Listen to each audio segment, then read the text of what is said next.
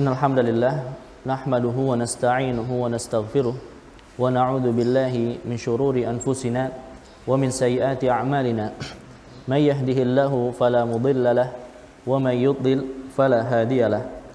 Asyhadu an la ilaha illallah wahdahu la syarika lahu wa asyhadu anna Muhammadan 'abduhu wa rasuluh. Qala Allah Ta'ala ya ayyuhalladzina amanu taqullaha haqqa tuqatih wa la tamutunna illa wa antum muslimun. Wa qala Rasulullah sallallahu alaihi wasallam fa inna asdaqal hadithi kitabullah wa khairal hadi hadi Muhammadin sallallahu alaihi wasallam wa syarrul umuri muhdatsatuha wa kullu muhdatsatin bid'ah. Amma ba'd. Alhamdulillah, segala puji bagi Allah yang mengumpulkan kita di masjid Allah Subhanahu wa taala dalam keadaan beribadah kepada Allah Subhanahu wa taala. Dan saya pun ini kehormatan yang besar sekali dari asatidzah Ma'had Al-Ihsan Ustadz Subhan hafizahullah taala dan Ustadz Agil hafizahullah taala dan asatidzah sekalian, ini sungguh kehormatan untuk bisa berbicara di sini. Tidak berpanjang lebar karena asatidzah di sini sudah mengajari kalian yang insyaallah dengan baik. Saya hanya sedikit membagi wasiat saja. Sedikit wasiat tentang adab talibul ilm. Adab para penuntut ilmu. Penuntut ilmu hakikatnya orang yang menuntut ilmu itu berada di jalan Allah. Dia sedang beribadah. Dia sedang beribadah. Man kharaja fi talabil ilmi fa huwa fi sabilillah. Atau kama qala Nabi sallallahu alaihi wasallam dalam hadis riwayat Tirmidzi, barang siapa dia keluar rumahnya dalam rangka menuntut ilmu, maka sesungguhnya dia sedang berada di jalan Allah. Sedang berada di jalan Allah dalam keadaan beribadah. Maka ini ibadah yang agung yang perlu dijaga adab-adabnya. Adab penuntut ilmu banyak, tapi saya hanya akan menyebutkan beberapa poin penting saja. Penuntut ilmu yang paling penting ikhlas. Ikhlas dalam menuntut ilmu. Dia menuntut ilmu mencari ridha Allah Subhanahu wa taala. Dia mengharapkan wajah Allah Subhanahu wa taala. Ini paling penting. Kenapa? Karena baru dinilai sebagai ibadah jika penuntut ilmu itu ikhlas. Wa ma umiru illa liya'budullaha mukhlishina lahud-dina hunafa. Mereka tidaklah diperintahkan kecuali untuk mengikhlaskan ibadah. Menuntut ilmu ibadah. Begitu pula dalam menuntut ilmu harus mengikhlaskan hanya untuk Allah Subhanahu wa taala. Dan dalam hadis Nabi SAW, innamal a'malu binniyat. Sesungguhnya amal itu baru sah, baru mendapat pahala jika disertai dengan niat. Wa inna likulli imri'in ma nawa. Masing-masing orang mendapatkan apa yang ia niatkan. Lihat bagaimana seandainya amal ibadah termasuk menuntut ilmu malah niatnya tidak benar, maka itu sudah tercakup dalam hadis Nabi sallallahu alaihi wasallam. Wa innamal likulli imri'in ma nawa faman kanat hijratuhu ila Allah wa rasulih fa hijratuhu ila Allah wa rasulih. Barang siapa yang hijrahnya karena Allah dan Rasulnya, maka terhitung hijrahnya karena Allah dan Rasulnya. Dia mendapat pahala, mendapat ridha Allah. Hijrah itu amalan yang besar, meninggalkan negerinya ke negeri yang lain. Tapi lihat bagaimana bagian yang kedua Nabi SAW menyebutkan ketika niatnya tidak ikhlas. Wa man kanat hijratuhu lidunya yusibuha aw imra'atin yankihuha fa hijratuhu ila ma hajara ilaih. Barang siapa yang hijrahnya dia meninggalkan rumahnya, meninggalkan hartanya. Ini ibadah susah tidak? Hijrah. Ibadah yang berat tidak? Berat. Meninggalkan kerabatnya, meninggalkan rumahnya, semua hartanya, hijrah, tapi niatnya karena ingin cari akhwat. Cari akhwat. Wah. Yang paling cengar sendiri malah paling kecil. Dan langsung connect. Hijrahnya karena wanita yang ingin ia nikahi. Maka apa kata Nabi SAW? Fa hijratu ila ma hajara ilaih. Para ulama menjelaskan saking rendahnya niat hijrahnya ini, niat hijrahnya saja sampai tidak disebut lagi dalam hadis Nabi SAW. Beda dengan hijrah kepada Allah dan Rasulnya, diulang secara lafaz oleh Nabi SAW. Fahijratuhu ilallahi wa rasulihi, diulang lafaznya. Tapi ketika hijrahnya karena wanita, bukan karena Allah, ya hanya Nabi SAW sebutkan dengan dhamir. Apa itu dhamir? Kata ganti. Fahijratuhu ila ma hajara ilaih, kepada apa yang, kepada itu. Kenapa itu pakai dhamir? Kata para ulama, litahqirihi, untuk merendahkan niat selain Allah tersebut, ya.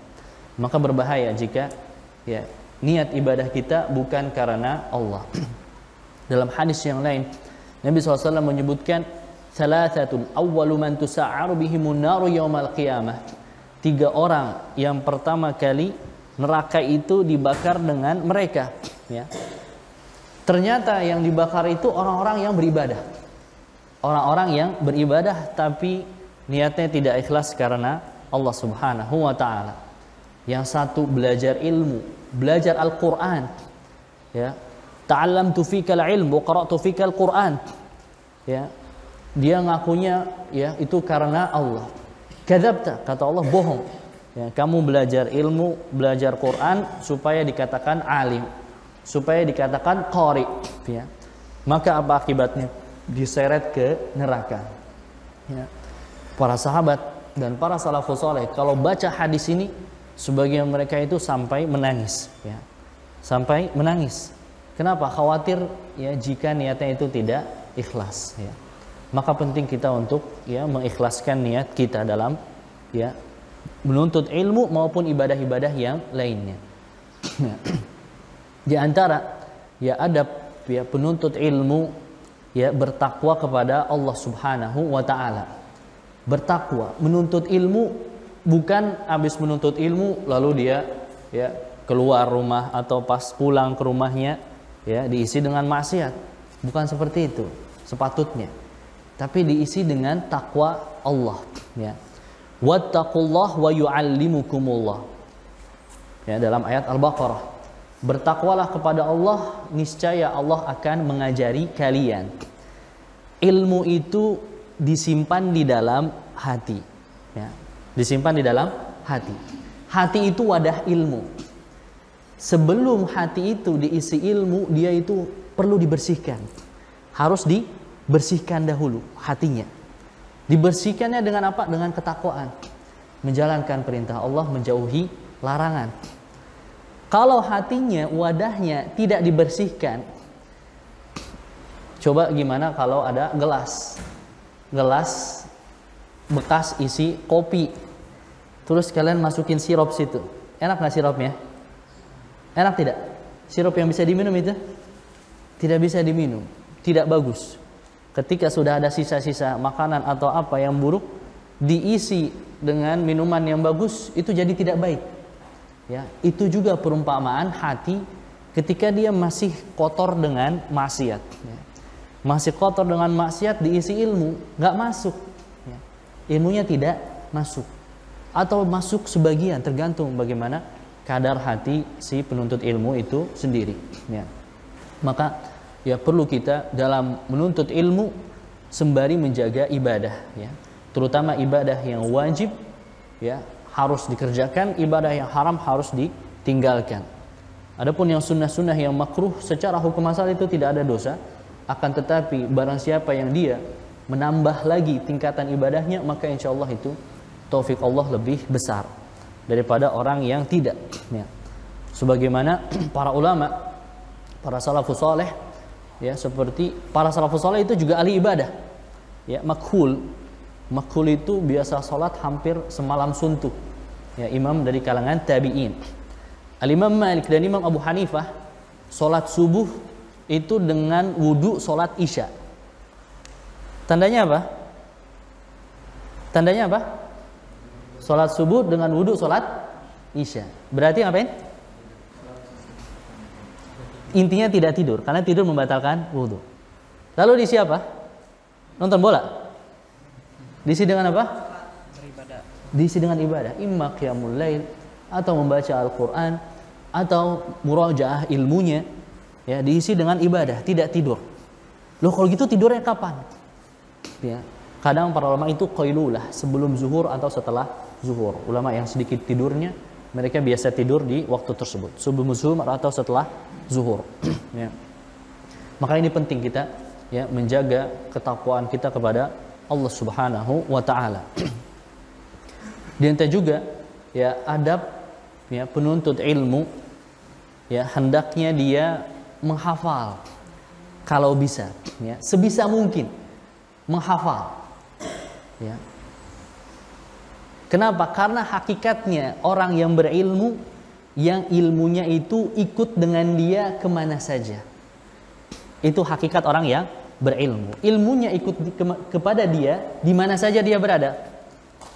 Ya, kata Imam Abdul Razak As-San'ani, kullu ilmin la yadkhulu ma'a sahibihil hammam fala ta'udahu ilman. Kalau ada ilmu yang nggak ngikut sama pemiliknya, nggak ngikut masuk WC, maka itu bukan ilmu. Apa maksudnya? Kalau masuk WC ilmunya ikut, keluar WC ilmunya ikut, kemana saja ilmunya ikut. Ilmunya di mana? Hah? Ilmunya di mana? Dihafal, di dalam dadanya ilmunya. Ilmunya di dalam dadanya. Ya. Sebagaimana kata penyair, ya, bi'sal mustauda'ul qaratisu. Seburuk-buruk tempat menyimpan itu kertas-kertas. Bukan berarti jelek mencatat, bukan. Tapi kalau mencatat hendaknya dibaca lagi, diulang-ulang, dihafalkan. Ya, bukan ilmunya sudah catat. Yang penting saya sudah nyatat. Ya, walaupun belum paham, belum hafal, bukan seperti itu. Ya. Para ulama yang mencatat itu hanya dalam rangka buat murojaah lagi, ya. Buat murojaah lagi. Tapi ilmu mereka itu di dadanya. Ya. Dan Allah memuji bahwa ciri-ciri ahli ilmu itu adalah orang yang menghafal, terutama Al-Quran. Ya, terutama Al-Quran.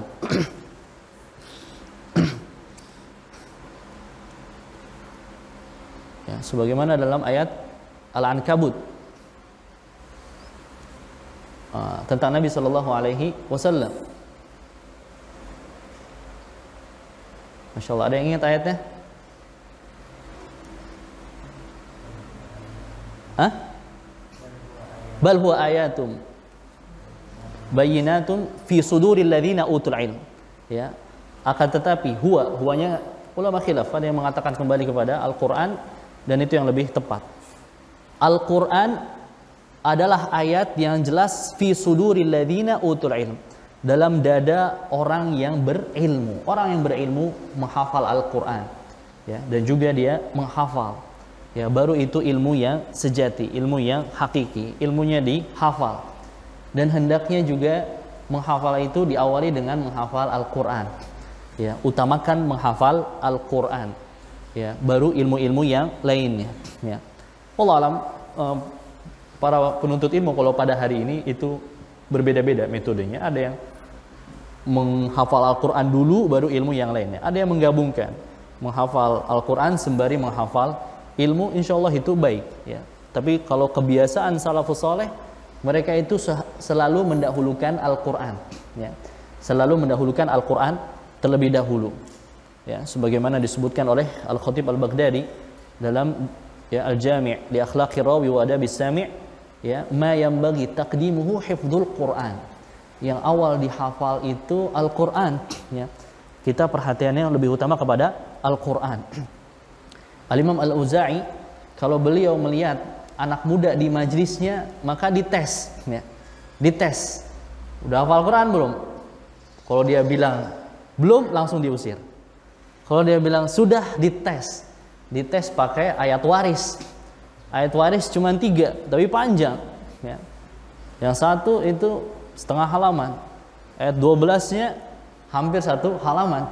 Dites pakai ayat waris, ya. Kalau hafal boleh. Kalau nggak hafal diusir, ya, diusir.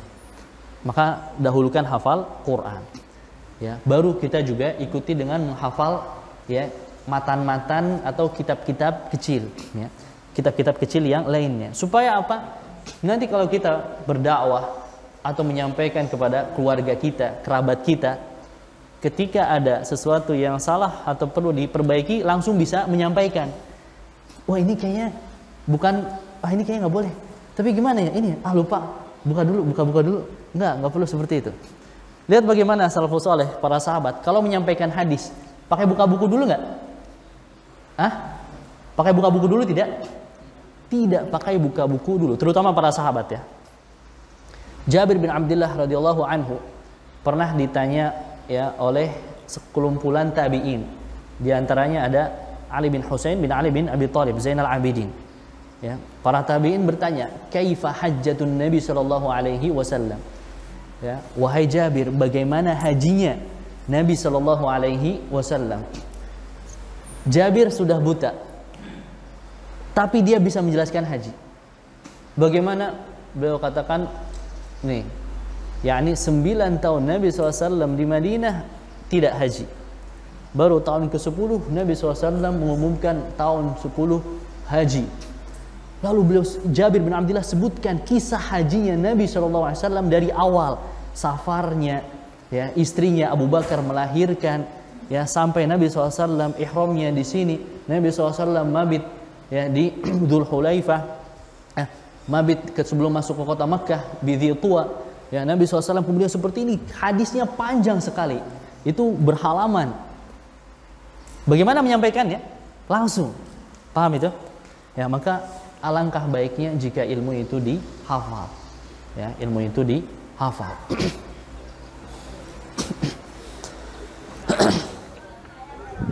Ya, kemudian ya para ulama ya banyak juga menjelaskan bahwa di antara ada penuntut ilmu ya tawadhu. Ya, dia itu tawadhu, rendah hati, ya, tidak sombong. Ya, itu di antara akhlak ya penuntut ilmu. Jangankan penuntut ilmu, Nabi SAW saja ya diperintahkan untuk tawadhu. Ya, Nabi SAW diperintahkan untuk tawadhu. Wakhfid janahaka liman ittaba'aka minal mu'minin. Ya, di akhir surat Asy-Syu'ara. Wakhfid janahaka itu kinayah untuk tawadhu. Tawadhu kepada orang-orang yang mengikutimu wahai Muhammad dari kaum mukminin. Nabi SAW saja diperintahkan tawadhu kepada para pengikutnya, ya, kepada para sahabatnya, ya, terlebih lagi kepada orang yang selevel, ya, atau orang yang lebih tinggi dari kita, ya, maka lebih patut kita untuk tawadhu, ya, bukan kita belajar ketika baru belajar, wah bisa bahasa Arab sedikit, ya, langsung belagu, langsung sombong, ya, maka ini tidak benar, ya, maka ini tidak benar. Ya, kata Imam Mujahid, ya, ithnani la yata'allamani. Ada 2 jenis orang, ini orang nggak akan belajar, ya, yakni ilmunya tidak akan baik, tidak akan bisa belajar menyerap ilmu dengan baik. Ya, mustakbir wa mustahyin, orang yang sombong, ya, dia sombong. Kenapa? Karena sombong itu kalau ustadz ngajarin dia belagu, masa gini, mas ustadznya begini. Kalau dia merendahkan ustadznya, ilmunya masuk tidak? Tidak akan masuk, ya. Orang yang sombong dan orang yang malu, ya. Kalau menuntut ilmu jangan malu, ya. Jangan malu. Mau belajar, malu. Saya umurnya sudah segini, masa ngurang lagi tahfiz Quran? Ya, jangan malu. Orang yang malu tidak akan belajar, ya. Orang yang malu tidak akan bisa belajar.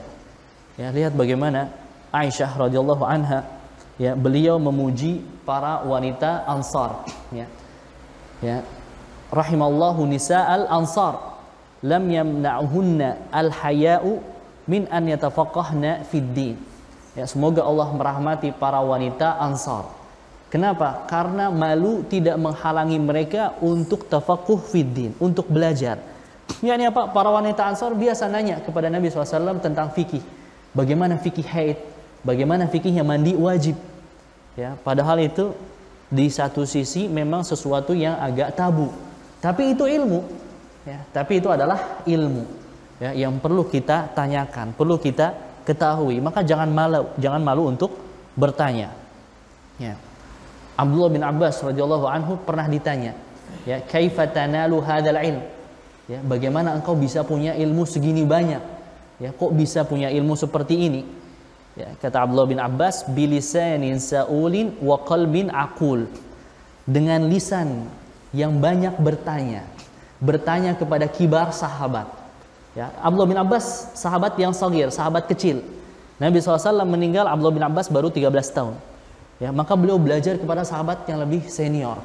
Banyak bertanya kepada para sahabat. Wa qalbin aqul.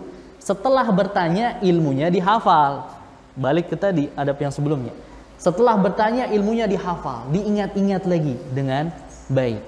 Ya, maka dengan seperti itu ya bisa ya diraih ilmu tersebut. Ya. Ringkas saja ya saya tutup dengan ya adab yang terakhir. Ya, dan ini saya ingin sampaikan kenapa? Karena ini banyak hilang dari adab-adab atau pada kenyataan para penuntut ilmu. Ya, banyak yang hilang. Apa itu ihtiramu asy-syekh, ihtiramu al-ustadz? Ya, menghormati syekh kita, menghormati ustadz kita, menghormati guru kita. Ini adab, ya, ini adab. Al-Imam An-Nawawi rahimahullah taala dalam At-Tibyan beliau menyebutkan di antara adab penghafal Al-Qur'an tauqirus syekh, menghormati syekh. Dari mana dalilnya? Wa may yu'azzim sya'airallahi fa innaha min taqwal qulub. Barang siapa dia mengagungkan syiar-syiar Allah, maka sesungguhnya itu bagian ketakwaan hati. Yakni apa? Mengagungkan guru kita itu bagian dari pengagungan terhadap ilmu yang dia ajarkan. Ya, Al-Quran yang dia ajarkan, Sunnah Nabi SAW yang dia ajarkan. Bukan karena orangnya, bukan karena orangnya, tapi karena syekh kita, ustadz kita, guru kita, dia membawa ilmu. Ya, membawa ilmu, membawa ajaran Allah Subhanahu wa taala. Ya, karena itu maka ya perlu kita bukan syekhnya atau ustadznya yang cari hormat sebenarnya, bukan. Tapi adab itu hakikatnya kebaikannya kembali untuk kalian sendiri, ya. Kembali untuk kalian sendiri. Ya, agar ilmunya diberkahi oleh Allah Subhanahu wa taala. Agar mendapatkan taufik oleh Allah Subhanahu wa taala dalam menyerap ilmu dari gurunya. Ya. Lihat bagaimana Al-Imam Ar-Rabi', muridnya Imam Asy-Syafi'i. Ya, Imam An-Nawawi menyebutkan ma ajtari'u an ashraba wasy-Syafi'i yanzuru ilayya. Kalau Imam Syafi'i lagi ngelihat ke saya nggak berani minum. Nggak berani minum. Kenapa? Karena menghormati gurunya. Haibatan lahu. Menghormati gurunya. Minum nggak berani. Apalagi makan. Apalagi tidur. Ya, apalagi tidur, minum saja tidak berani. Ya, menghormati gurunya Imam Syafi'i, makanya sepeninggal Imam Syafi'i, ya beliau pun menjadi ulama. Ya, menjadi ulama di antara murid Imam Syafi'i yang terbaik. Ya, makanya hendak kita perhatikan. Ya, adab-adab kita bersama guru kita. Ini ajaran para salaf. Abdullah bin Abbas ketika beliau belajar kepada Zaid bin Thabit. Zaid bin Thabit dengan Abdullah bin Abbas, mana yang nasabnya lebih mulia? Abdullah bin Abbas. Abdullah bin Abbas keponakan Nabi SAW. Masih sepupu dengan Nabi SAW, termasuk Ahlul Bait. Tapi Zaid itu ulama sahabat. Ulama sahabat. Ketika Nabi SAW masih hidup, Zaid yang diperintahkan menulis Quran. Dia ahli Quran, hafiz Quran. Sanad Qurannya Ibnu Abbas itu dari Zaid bin Thabit. Sanad Qurannya Abdullah bin Abbas itu dari Zaid bin Thabit, baru dari Nabi SAW. Ya. Karena Abdullah bin Abbas belajar Quran kepada Nabi SAW hanya Al-Mufassal, hanya surat Al-Mufassal, surat Qaf ke belakang. Sisanya belajar ke siapa? Ke Zaid bin Thabit. Abdullah bin Abbas sangat menghormati Zaid bin Thabit. Ya. Kalau Zaid lagi naik kendaraan, apakah keledai atau kuda atau unta, maka yang pegang tali kekangnya Abdullah bin Abbas. Ya. Dan beliau, yakni Abdullah bin Abbas, sembari mengatakan hakadha umirna an naf'ala bi ulama'ina. Ya, seperti ini kita diperintahkan ya untuk memperlakukan ulama kita. Yakni menjaga adabnya ya kepada guru-guru kita dan ya masyayikh kita, asatidzah kita sekalian. Ya, agar kita diberi taufik oleh Allah Subhanahu wa taala. Dan ini sayang sekali adab yang banyak hilang dari penuntut ilmu. Ya, banyak hilang dari penuntut ilmu. Nasallahu salamah wal afiyah. Ya Allah alam, barangkali ini ya wasiat singkat yang bisa saya sampaikan kepada ya adik-adik sekalian. Ya semoga ini bisa bermanfaat bagi kita semuanya. Ya. Subhanakallahumma bihamdika asyhadu an la ilaha illa anta astaghfiruka wa atubu ilaik.